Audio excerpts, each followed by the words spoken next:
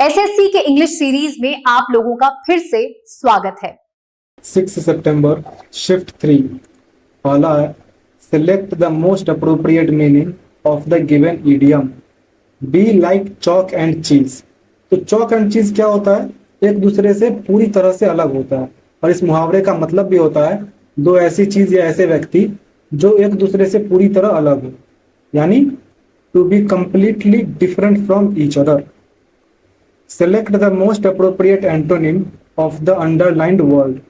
Everyone liked the lively music being played at the restaurant. तो यहाँ पे lively का मतलब है जीवंत म्यूजिक, यानी कि जिसमें ऊर्जावान हो, मतलब मस्ती वाला हो। तो इसका एंटोनिम हम बोल सकते हैं सॉम्बर। सॉम्बर का मतलब होता है एकदम उदास वाला म्यूजिक, एकदम निराशाजनक वाला, जिससे आदमी गाना सुन के ही डिप्रेशन में चला जाए। इसके अलावा ड्यूरेबल का मतलब होता है टिकाऊ, स्थायी। चीयरफुल का मतलब प्रसन्न और स्पीडी का मतलब तेज। Select the incorrectly spelled word.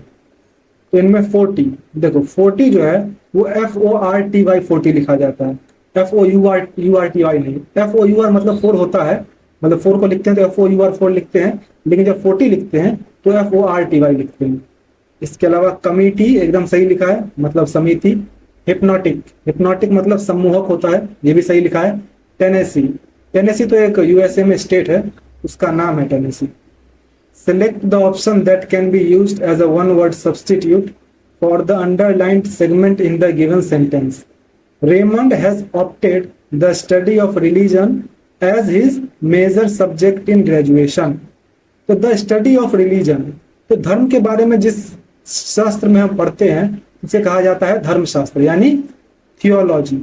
Theology मतलब होता है धर्मशास्त्र, जिसमें धर्म का अध्ययन करते हैं। इसके अलावा सेफोलॉजी, इसका मतलब होता है निर्वाचन विज्ञान, जो कि चुनाव और मतदान के ट्रेंड का अध्ययन करते हैं ना, उसी में पढ़ा जाता है हमें सेफोलॉजी। इसके अलावा फिलोलॉजी मतलब होता है भाषा शास्त्र। साइकोलॉजी मतलब मनोविज्ञान। Select the most appropriate idiom from the given options to fill in the blank. Greta Thunberg blank when she dared to question about accountability with respect to global warming and climate change। यानी Greta Thunberg ने क्या काम किया जब उसने ये question पूछने की हिम्मत की कि अकाउंटेबिलिटी, यानी कि आप जवाबदेही वाला बात बताइए, किसकी जवाबदेही? तो ग्लोबल वार्मिंग और जलवायु परिवर्तन के संबंध में जवाबदेही पर उसने सवाल उठाया। तो इसने ये जो हिम्मत की, तो इसके लिए यहाँ पे हम कौन सा इडियम यूज कर सकते हैं? तो इन चारों में से हम यूज कर सकते हैं hit the nail on the head, यानी कि एकदम सही जवाब देना, या यहाँ पे जवाब देने के लिए नहीं, यहाँ पर समस्या की ठीक तरीके से पहचान करने के लिए hit the nail on the head का यूज किया गया है। इसके अलावा सोड वाइल्ड ओट्स, इसका मतलब होता है जवानी में अय्याशी करना, यानी लापरवाह भरा जीवन बिताना।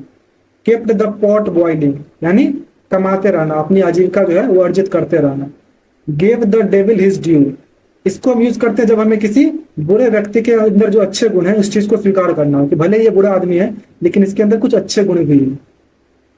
Select the most appropriate option that can substitute the underlined segment in the given sentence. If there is no substitution, no need to substitute it, select no substitution required. When Rajesh was going to college he meet with an accident. तो देखो When Rajesh was going to college, जब यहाँ past का sense they रहा है तो एक क्या है, एक उसकी जाने की क्रिया को बता रहा है। तो उसके बाद क्या होगा, एक अचानक से घटना घटेगी। तो यहाँ पर हम B2 का यूज करेंगे, ना कि मीट का। तो यहाँ पर हम मेट यूज करेंगे, तो हो जाएगा ही met with an accident. Parts of the following sentence have been underlined and given as options. Select the option that contains an error. As soon as I shall win the lottery I hope to buy a Ferrari. तो देखो जब भी तुम्हारा भले ही future की बात की जा रही है, लेकिन एज सून एज से अगर शुरू हो रहा है सेंटेंस तो इसको हम सिंपल प्रेजेंट टेंस में ही रखेंगे। तो हो जाएगा as soon as I win the lottery I hope to buy a Ferrari. इसलिए जो शैल विन वाला तुम्हारा सेगमेंट है ये गलत है। Select the most appropriate option to fill in the blank. Some things are meant to be and death is blank for humans.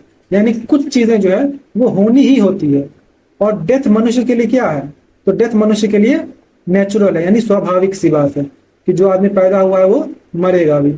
इसके अलावा एडिबल, एडिबल मतलब खाने योग्य, स्पाइरल का मतलब होता है घुमावदार, जो तुम लोग स्पाइरल नोटबुक्स लेने जाते हो ना, तो उसमें जो स्प्रिंग लगा रहता है घुमावदार, उसी को स्पाइरल कहते हैं। वायरल, वायरल का मतलब होता है तेजी से फैलने वाला, मेनली बीमारी वगैरह के लिए यूज किया जाता है। खैर कंटेंट के लिए भी यूज किया जाता है कि वायरल हो गया है। Select the option that rectifies the spelling of the underlined word in the given sentence. They complaint that there manager was incompetent and knew nothing about the project. तो देखो, इनकम्पिटेंट की स्पेलिंग होती है INCOMPETENT। ये जो आई लिखा हुआ है एक्स्ट्रा में, ये नहीं होना चाहिए। इनकम्पिटेंट मतलब होता है अयोग्य या असक्षम, अक्षम कह सकते हैं, अयोग्य या अक्षम। तो इसलिए तुम्हारा ये स्पेलिंग एकदम सही है।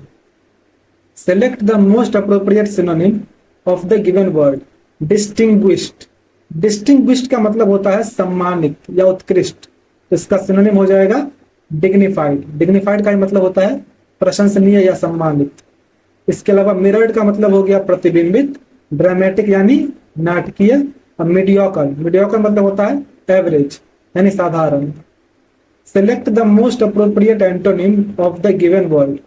पीरियोडिक, पीरियोडिक का मतलब होता है जो चीज एक नियमित अंतराल पर होती है, यानी नियमित, आवधिक।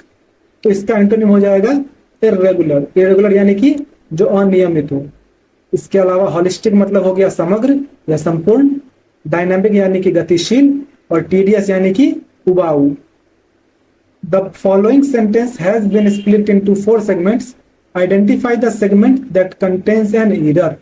Manisha saw an old elephant in the wild life reserve while she was on safari tour. तो देखो, सफारी खुद में ही जो है एक यात्रा को सूचक, यात्रा सूचक शब्द है। जैसे तुमने जंगल सफारी देखी होगी, तो जंगल सफारी क्या है कि जंगल की यात्रा को ही जंगल सफारी कहते हैं, जहां हम घूमने फिरने के लिए सफारी पे जाते हैं। तो इसके साथ टूर लिखने की जरूरत नहीं है, टूर का मीनिंग इसमें पहले से ही छुपा हुआ है, तो इसलिए तुम्हारा ये सेगमेंट गलत है। ऑन सफारी होना चाहिए या ऑन अ सफारी होना चाहिए। Parts of the following sentence have been given as options. Select the option that contains an error. In Nepal the food is more cheaper than in Sri Lanka. तो cheaper जब comparative degree का use कर लिया, तो दोबारा से कंपैरेटिव डिग्री के लिए मोर लगाने की क्या जरूरत थी, सीधा चीपर लिख सकते थे। तो इसलिए ये सेगमेंट गलत है, यहां सिंपली होना चाहिए in Nepal the food is cheaper than in Sri Lanka. Select the most appropriate option to fill in the blank. Most times he is sitting alone immersed in his own blank. तो ज्यादातर टाइम वो अकेले ही बैठा रहता है, अपने ही किस चीज में डूबा रहता है। तो इनमें से हो सकता है मोनोलॉग। मोनोलॉग हम वैसे यूज करते हैं जब नाटक वगैरह के सेंस में यूज करते हैं, जब बताना होता है कि एक व्यक्ति अपने ही से बात कर रहा है, तो वो नाटक के सेंस में यूज करते हैं। लेकिन यहाँ पर भी चारों ऑप्शन में सबसे ज्यादा अप्रोप्रिएट यही है। मोनोलॉग मतलब होता है स्वगत भाषण, खुद से ही बात करने वाला। तो वो जो है ज्यादातर अकेला ही बैठा रहता है और खुद से ही बात करता रहता है, इसके लिए मोनोलॉग का यूज कर सकते हैं। इसके अलावा सिनागॉग जो है, सिनागॉग, सिनागॉग मतलब होता है यहूदियों का मंदिर, यानी यहूदियों का पूजा घर, मंदिर नहीं पूजा घर, आराधना घर। मिस्टागॉग, मिस्टागॉग जो है वो रहस्य से संबंधित है। प्रोलॉग, प्रोलॉग मतलब होता है प्रस्तावना, जो बुक के फ्रंट में लिखा होता है। Identify the incorrectly spelled word in the following sentence and select its correct spelling from the given options. He has neither the policies nor the personal charisma to inspire people. इसमें personal की spelling गलत लिखी हुई है। Personal की correct spelling ये होती है SONAL, ना कि SANOL। नेक्स्ट है select the most appropriate meaning of the underline idiom. The जज wanted to hear straight from the horse's mouth. तो straight from the horse's mouth ये जो इडियम है, इसका मतलब होता है रिलायबल सोर्स से, सबसे विश्वसनीय स्रोत से, जो कि डायरेक्टली उससे इन्वॉल्व हो। तो हो जाएगा directly from the person involve, यानी कि सीधे उस व्यक्ति से जो कि उस चीज से जुड़ा हुआ हो। तो जज क्या चाहते हैं, सीधे उस व्यक्ति से सुनना चाहते हैं जो उस मामले से जुड़ा हुआ है, ना कि किसी बिचौलिए से। नेक्स्ट है select the most appropriate option that can substitute the underlined segment in the given sentence. If there is no need to substitute it, select no substitution required. Virtual reality is the creation of a virtual environment. यानी virtual reality क्या है, तो virtual environment का एक creation है, एक निर्माण है। Presented to our senses in such a way that we experience it as if we were really there, यानी कि हमें इस तरह से वो दिखाया जाता है, इस तरह से प्रस्तुत किया जाता है हमारे सेंसेस को, हमारी इंद्रियों को, कि हम सच में ऐसा फील करते हैं कि हम सच में वहां पे हैं, हम वास्तव में वहीं पे हैं। तो इसमें किसी भी तरह की गलती नहीं है, तो हम नो सब्सटीट्यूशन रिक्वायर्ड कर देंगे। प्रेजेंटेड टू आवर सेंसेस एकदम सही तरीके से लिखा हुआ है। नेक्स्ट है select the most appropriate idiom from the given options to fill in the blank. Being a journalist your first duty is to blank or else your colleagues might surpass you. तो एक journalist होने के नाते तुम्हारी पहली duty क्या है? तो यहाँ पे जो भी ड्यूटी होगी, आगे क्या कॉन्टेक्स्ट बोल रहा है, नहीं तो तुम्हारे कलीग्स जो है, तुम्हारे साथ वाले जो कर्मचारी हैं, वो सब आगे निकल जाएंगे। तो यहाँ पे क्या हो सकता है? तो हो जाएगा keep your ear to the ground, यानी कि हमेशा सतर्क रहो, नए सूचनाओं के बारे में एकदम सतर्क और जागरूक रहो। मेनली अफवाहों के सेंस में, मतलब अफवाहों के सेंस में इसमें नहीं यूज किया जाता, मैं ऐसे कह रहा हूँ, मजाक में कह रहा हूँ। जैसे जर्नलिस्ट का काम होता है ना कि तुरंत अफवाहों पर नजर रखना, कि जाके देखो भाई संजय दत्त के बाहर जो ट्रक लगा हुआ है उसमें RDX ही होगा। तो इस तरह की अफवाहों को जर्नलिस्ट का काम होता है तुरंत पकड़ना, उस चीज के लिए प्रति जागरूक रहना। तो keep your ear to the ground हो जाएगा। इसके अलावा ईट अ हम्बल पाई, इसका मतलब होता है अपनी गलती स्वीकार करना और माफी मांगना। Have an axe to grind, यानी कि अपना उल्लू सीधा करना, यानी अपना कोई पर्सनल उसमें इंटरेस्ट है, इस वजह से वो काम कर रहा है। Build castles in the air, यानी कि हवाई किले बनाना, यानी अवास्तविक योजनाएं बनाना। नेक्स्ट है the following sentence has been divided into 4 parts, identify the part that contains an error. He will come and receive you at the station when you will arrive. तो देखो, जब फ्यूचर टेंस में दो future तुम्हें दिखे तो future हम उसके साथ यूज करते हैं, यानी कि शैल विल जो है वो इसके साथ यूज करते हैं जो बाद वाला काम है।